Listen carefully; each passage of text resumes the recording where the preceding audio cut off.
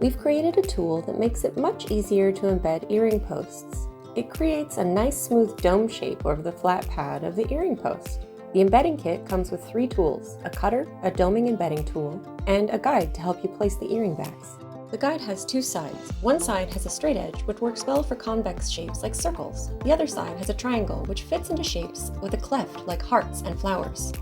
This tool isn't necessary, but it will help you determine the minimum distance that the earring back needs to sit away from the edge of the earring so that the dome doesn't stick out over the edge. You can hold it in place and glue your earring post against the guide, or you can mark the spot with a pen and then place the edge of the earring post at the pen mark.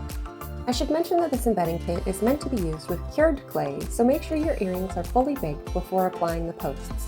Apply a small amount of superglue to the earring post, then affix the post to the earring. This is just to hold it in place while you're using the embedding tool. To achieve a flawless dome shape, ensure the well-conditioned clay used for embedding the earring finding is the right volume. Roll the clay to the exact thickness of 1.5 millimeters using our recommended thickness guides for accuracy. Using the correct thickness is crucial to prevent issues with the embedder and to ensure a smooth-edged dome.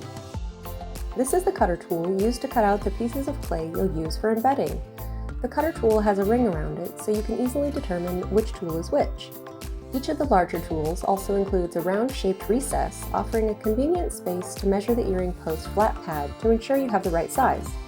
When you cut the circles out, the tool also creates an impression to mark where you'll want the earring post to go. Center the piece of clay and then slide it over the post.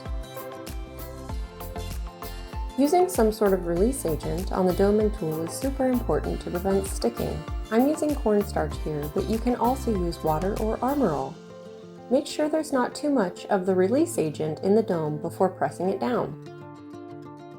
Center the dome on the earring post and press down. Give it a little twist to help it form the dome and release from the earring. When you lift, the earring post should be embedded in a nice, smooth dome of clay. Bake your earring again for the full cure time. Here, I'm putting the embedded earring post to the test. I can press hard enough to bend the metal, showcasing the strength and durability that ensures your earring post will stay in place.